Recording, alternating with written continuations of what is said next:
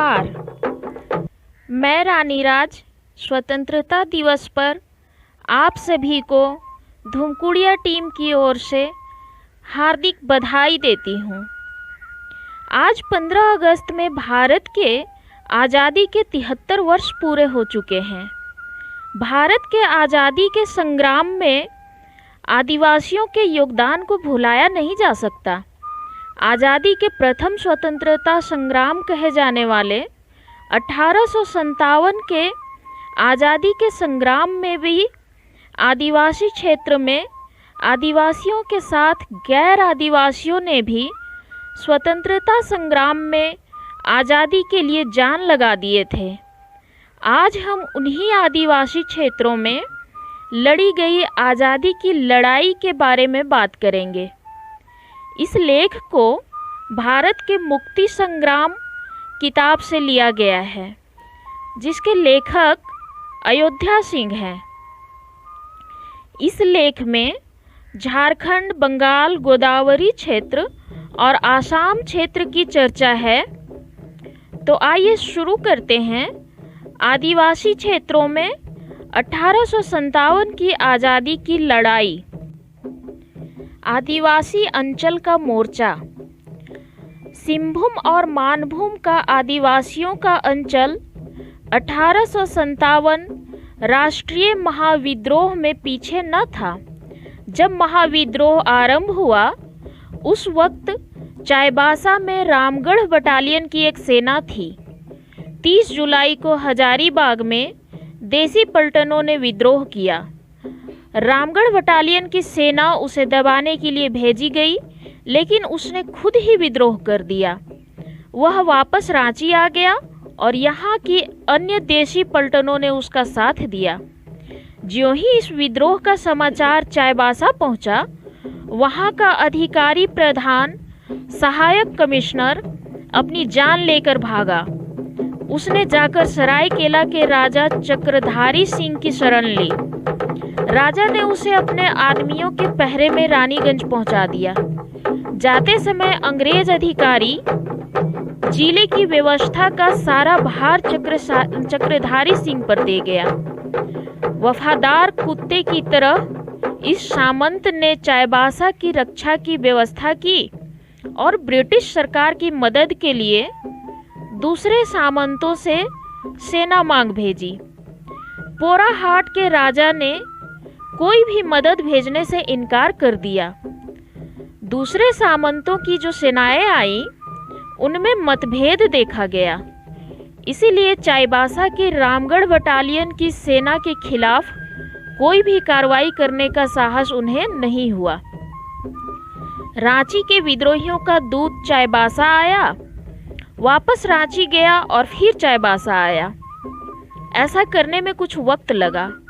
आखिरकार सितंबर 1857 के आरंभ में चाईबासा में सिपाहियों ने विद्रोह आरंभ किया। उन्होंने खजाना लूट लिया, जेल के फाटक खोल दिए और खजाना लेकर विद्रोही साथियों से मिलने रांची चल पड़े। संजय नदी में उस वक्त बाढ़ आ रही थी, इसीलिए इसे वे पार न कर सके। लोगों को यह पसंद न था कि खजाना उनके यहाँ से चला जाए, इसीलिए हजारों की संख्या में लोग इकट्ठा होकर उन्होंने सिपाहियों को हैरान करना आरंभ कर दिया। जिन्हें भी वे अकेला पा जाते मार देते। ऐसी हालत में पोराहाट के राजा अर्जुन सिंह ने विद्रोही सिपाहियों को अपने यहाँ आमंत्रित किया। सिपाही इस राजा के यहाँ चले गए और खजाना उसके जिम्मे कर दिया। चाईबासा के प्रधान सहायक कमिश्नर की जगह लेफ्टिनेंट बर्च नियुक्त हुआ। वह 16 सितंबर को सरायकेला के राजा, खरसवान के राजा और 3000 कोलों को लेकर चाईबासा पहुंचा।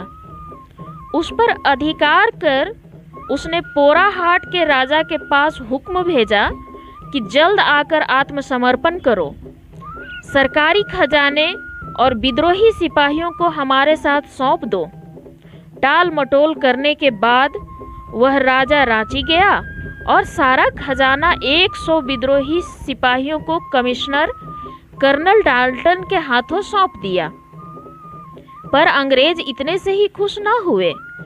आज्ञा भंग करने के लिए डाल्टन ने उसे डांटा फटकारा और हुक्म दिया कि चाईबासा जाकर लेफ्टिनेंट बर्च के हाथ आत्मसमर्पण करो ताकि वह उस पर मुकदमा चला सके।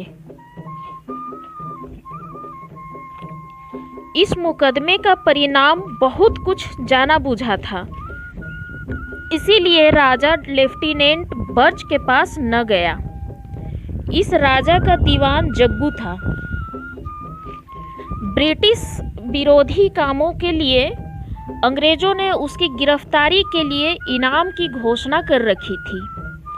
यह दीवान उस वक्त कोलों को अंग्रेजों के खिलाफ संगठित कर रहा था। नवंबर के अंत में किसानों को धान काटने में व्यस्त और जिले में शांति देख लेफ्टिनेंट बर्च ने सेना लेकर पोराहाट के राजा पर चढ़ाई की। उसके यकायक हमले से जग्गू दीवान पकड़े गए। बर्च ने उसी वक्त उन्हें फांसी से लटकाकर ब्रिटिश साम्राज्यों की न्यायप्रियता का परिचय दिया। लेकिन राजा अर्जुन सिंह फिर भी उसके हाथ न आए। वे उसके घेरे से निकलकर पास के जंगल में चले गए। सरायकेला के राजा और कुछ दूसरे सामंत सरदारों ने राजा अर्जुन सिंह के खिलाफ अंग्रेजों की मदद की। राजा अर्जुन का न पकड़ा जाना अंग्रेजों को कांटे की तरह खटकता था। कोलों में उनका बड़ा प्रभाव था। दिसंबर के अंत में लूसी गटन ने, जो कुछ समय के लिए मानभूम और सिंहभूम का स्पेशल कमिश्नर नियुक्त किया गया था, कंपनी सरकार के पास रिपोर्ट भेजी कि सिंहभूम के विभिन्न आदिवासियों में व्यापक विद्रोह फैल गया है। इस लूसीगटन के पास कैप्टन हेल के मातहत सिखों का एक दस्ता था। 25 दिसंबर को इस सेना ने सरायकेला के राजा की सेना के साथ मिलकर विद्रोहियों पर हमला किया और उन्हें तीतर बीतर कर दिया। इस विद्रोहियों में कोल तथा दूसरे लोग थे और पोराहाट के राजा के भाई उनका नेतृत्व कर रहे थे। इस जीत के बाद अंग्रेजों ने देख लिया कि और सेना आए बगैर विद्रोहियों का दमन नहीं किया जा सकता है। इसीलिए कर्नल फास्टर के नेतृत्व में रानीगंज के शेखाबाटी बटालियन चाईबासा भेजी गई। इस बीच अर्जुन सिंह और उनके भाई सारे कोल्हान में विद्रोहियों की आग फैलाने में लग गए थे। इसमें उनको बड़ी सफलता भी मिली। इसके परिणाम भी जल्दी ही देखे गए। 14 जनवरी 1858 को लूशिंगटन कैप्टन हेल के मातहत 50-60 सिखों को लेकर बार पीर के कुछ विद्रोही सरदारों को दंड देने गया। जब वह वापस आ रहा था तो मोगरा नदी के पास एक गहरे सूखे नाले में 3-4 हजार विद्रोहियों ने यकायक उन्हें आ घेरा और तीरों की वर्षा से उनका स्वागत किया। दुश्मनों की गोलियों को उन्हें रोकने में असमर्थता थी। अंग्रेज अपने सिपाहियों को लेकर जंगल से तेजी से भागे। विद्रोहियों ने जंगल के अंत तक उनका पीछा किया। कोई भी अंग्रेज अफसर अक्षत न बचा था। सिखों का सेनाध्यक्ष कैप्टन हेल 4 जगह घायल हुआ था। लेफ्टिनेंट बर्च की बाह को तीर ने छेद कर बगल से सटा दिया था। लूशिंगटन और डॉक्टर हेस को भी चोट आई थी, पर कम आई थी। बंदूकों की बदौलत बचकर किसी तरह वे चाईबासा पहुंचने में समर्थ हुए। इसी समय विद्रोहियों ने चक्रधरपुर पर हमला किया।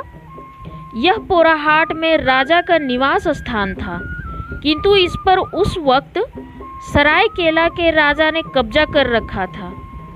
उसके पास 300 बंदूकधारी सैनिक और 2 तोपें थी, लेकिन विद्रोहियों की छोटी सी टुकड़ी के हमले से ही वह हार गया और दुम दबाकर भागा। इन दोनों सफलताओं से एक तरफ विद्रोहियों का साहस और दूसरी तरफ आम जनता में उनका सम्मान बढ़ा। 17 जनवरी 1858 को कर्नल फास्टर शेखावाटी बटालियन लेकर चाईबासा पहुंचा और फौरन चक्रधरपुर पर चढ़ाई की। उसे देखकर विद्रोही गांव खाली कर वहां से भाग गए थे। खाली गांव पर कब्जा कर कर्नल फास्टर विजय के अभिमान के साथ पोराहाट चला। रास्ते में पड़ने वाले गांवों को पहले उसने लूटा, अन्न और मवेशी अपने साथ लिए और फिर उनमें आग लगा दी। इस तरह लूटता पाटता और आग लगाता फास्टर पोराहाट की तरफ आगे बढ़ा। इसी बीच बहुत से विद्रोही कोल सिरिंग सेला दरे पास इकट्ठा हुए। यहाँ फास्टर की सेना से उनका मुकाबला हुआ। फास्टर की सेना में मेदिनीपुर से भेजे गए 50 यूरोपीय नाविक भी आ मिले थे। वह इस सेना की मदद से विद्रोहियों को भगाने और बहुतों को मारने में सफल हुआ। कई दूसरे दस्ते विद्रोहियों के छोटे दस्तों को दबाने के लिए भेजे गए। फरवरी 1858 तक बहुत कुछ शांति जैसी दिख पड़ने लगी। अब कैप्टन डाल्टन ने भार संभाला और शेखावाटी बटालियन संभलपुर भेज दी गई। लेकिन पोराहाट के राजा अर्जुन सिंह अब भी मोर्चे पर डटे रहे। अंग्रेजों ने उनसे आत्मसमर्पण कराने की बड़ी कोशिश की, पर वे टस से मस न हुए। उनकी रियासत जब्त कर ली गई, लेकिन कोल उनके साथी बने और फिर फिरंगियों का मुकाबला करते रहे। मार्च 1858 में 2000 कोलों ने सहायक कमिश्नर के कैंप पर धावा बोल दिया। बड़ी मुश्किल से उन्हें पीछे हटाया जा सका। अप्रैल में विद्रोहियों ने दूसरा हमला चक्रधरपुर पर किया। यहाँ नौसेना का दस्ता सरायकेला के राजा के आदमियों की मदद से विद्रोहियों को हटाने में सफल हुआ। मई के आखिर में नौसेना ब्रिगेड का प्रधान अफसर वेल्डेन अपने द्वितीय अफसर स्कॉट और 20 नौसैनिकों तथा सरायकेला के राजा के सैनिकों को लेकर विद्रोहियों पर हमला करने लग गया। विद्रोहियों के 3 शिकारों को उसने नष्ट कर दिया।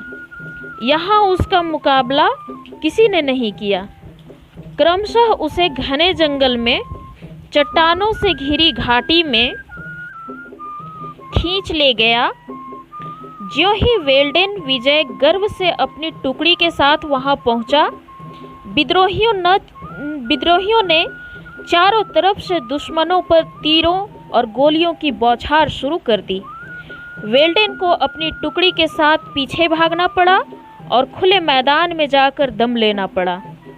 9 जून 1858 को कई हजार कोलों ने चक्रधर के नौसेना ब्रिगेड के शिविर को आ घेरा।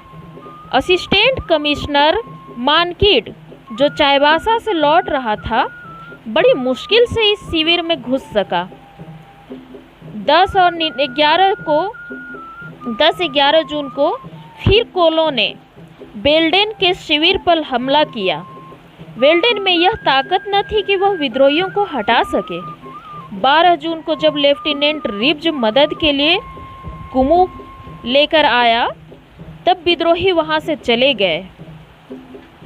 कंपनी की सेना ने विद्रोहियों का पीछा करने की कोशिश की, पर जल्दी ही निराश होकर वापस आई। मैदानों में आधुनिक हथियारों से लैस सुशिक्षित कंपनी सेना का मुकाबला करना बहुत समक्ष विद्रोहियों ने पहाड़ियों में आश्रय लिया और सिंहभूम में पहाड़ियों की कमी नहीं थी। बरसात के दिनों कंपनी की सेना कहीं आ जा न सकी, वह नाकेबंदी करके बैठ गई। दिसंबर 1858 में उसने उस पहाड़ी को चारों तरफ से घेर लिया जहां राजा अर्जुन सिंह ने आश्रय ले रखा था। निकलने का कोई रास्ता न देख 15 फरवरी 1858 को उन्होंने आत्मसमर्पण किया। उनके आत्मसमर्पण से इस अंचल का विद्रोह समाप्त हो गया। मानभूम में विद्रोह के आरंभ में रामगढ़ बटालियन के 64 सिपाही और 12 सवार थे। उनका रुख देखकर डिप्टी कमिश्नर कैप्टन ओक्स भाग खड़ा हुआ और रघुनाथपुर होता हुआ रानीगंज चला गया। विद्रोहियों ने खजाने पर कब्जा कर लिया, जेल के फाटक खोल दिए और खजाना लेकर रांची चले गए। सिपाहियों के चले जाने पर पंचायत के जमींदार परिवार के एक सदस्य के नेतृत्व में विद्रोहियों ने अदालत के कागजात जला दिए और अंग्रेजों की हुकूमत के चिन्ह मिटा दिए। जल्द ही डिप्टी कमिश्नर सेना लेकर 1 महीने के अंदर वापस आया। जाते वक्त उसने पंचायत के राजा नीलमणि सिंह से मदद मांगी थी, लेकिन राजा ने न दी थी। वापस आते ही डिप्टी कमिश्नर ने सबसे पहले इस राजा को गिरफ्तार किया और कलकत्ता भेज दिया। वहाँ वह मार्च 1858 तक कैद रखा गया। इस तरह जल्दी कदम उठाने से मानभूम में विद्रोह बड़ा रूप धारण नहीं कर सका। अब असम में आग की लपटें। असम में राष्ट्रीय महाविद्रोह के समय बहुत बड़ी घटनाएं नहीं घटी, लेकिन फिर भी उसकी लपेटें यहाँ की मुरमा वैली और ब्रह्मपुत्र की घाटी में पहुँची थीं और कुछ समय के लिए अंग्रेज़ों की चिंता का विषय बन गई थी।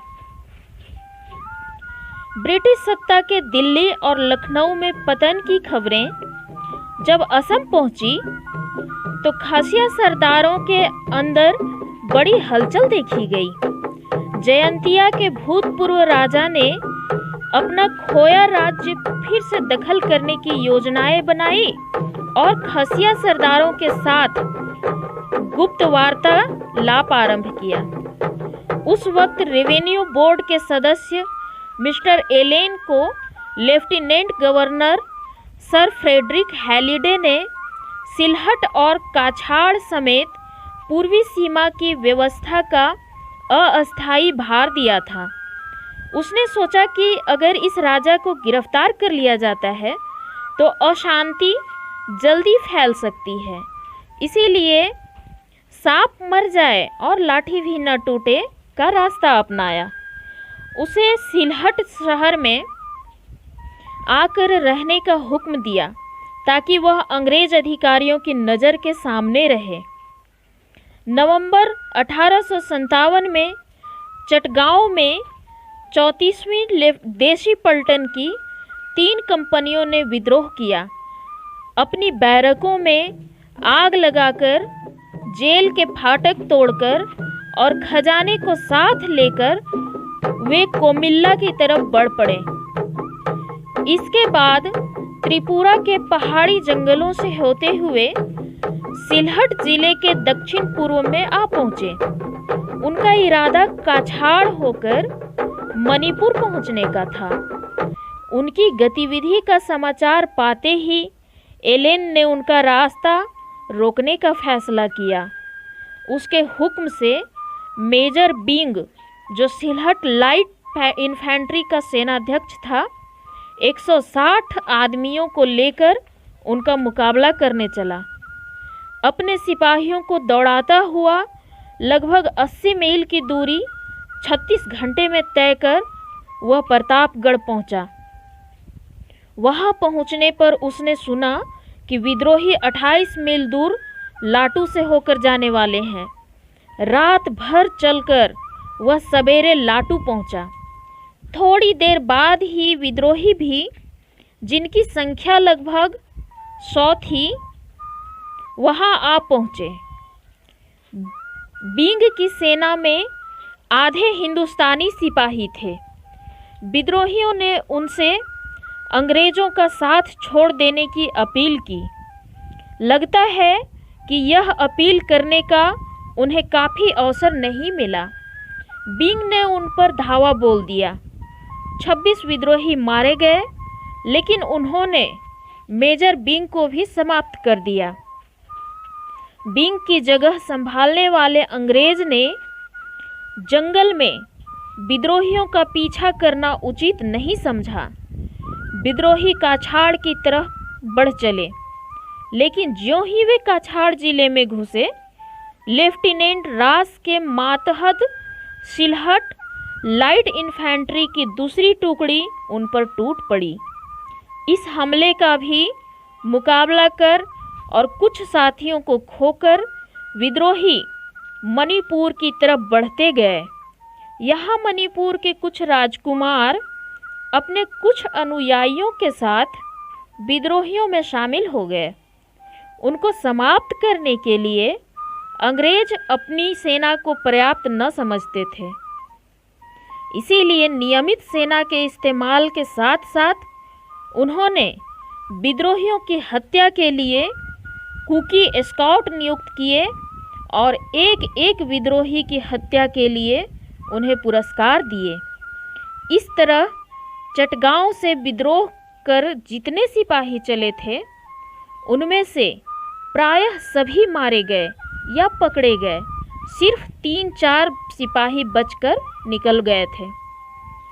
सिलहट लाइट इन्फेंट्री में जो हिंदुस्तानी सिपाही थे, उनकी वफादारी में अंग्रेज़ों को संदेह था। इसीलिए जब विद्रोहियों के सिलहट पहुंचने की खबर कलकत्ता पहुंची, वहां से ब्रिटिश रेजिमेंट की कई कंपनियां तुरंत सिलहट के लिए रवाना की गई, लेकिन सिलहट में शांति देखकर वे वापस ढाका चली गईं। पहले आसाम लाइट इन्फेंट्री में उत्तर प्रदेश और बिहार के सिपाहियों की संख्या बहुत ज़्यादा थी। वह उस वक्त डिब्रूगढ़ में थी। स्थानीय तोपखाने में भी हिंदुस्तानी सिपाही थे। गुवाहाटी में दूसरी आसाम लाइट इन्फेंट्री थी। इसमें भी उत्तर प्रदेश और बिहार के काफ़ी लोग थे, हालांकि पहले से कम थे। शाहाबाद के हिंदुस्तानी सिपाहियों के पत्र डिब्रूगढ़ के हिंदुस्तानी सिपाहियों के पास पहुँचे। इसका परिणाम यह हुआ कि सितंबर 1857 में उनमें बेचैनी दिख पड़ने लगी। इन सिपाहियों के नेताओं ने अहोम राजवंश के एक सरदार सारंग राजा के साथ संपर्क स्थापित किया, जो उस वक्त जोरहाट में रहते थे। उनके साथ मिलकर उन्होंने अंग्रेजों को मार भगाने और उस अंचल को स्वतंत्र करने की योजना बनानी शुरू की। इस इन्फेंट्री के सेनाध्यक्ष कर्नल हसने ने इस खतरे को देखा और तुरंत उसे रोकने के कदम उठाया। उसने हिंदुस्तानी सिपाहियों को छोटी छोटी टुकड़ियों में बांटकर दूर दूर की चौकियों में भेज दिया, ताकि वे एक जगह जमा न हो सकें और परस्पर पत्राचार न कर सकें। डिब्रूगढ़ में उसने विश्ववामी गुरखों और पहाड़ियों को जमा किया। सारंग राजा उस समय एक लड़का था। वास्तविक सत्ता उसके दीवान मनीराम दत्त के हाथ में थी। वह उस वक्त कलकत्ते में था। राजा को गिरफ्तार किया गया और उसके घर की तलाशी ली गई।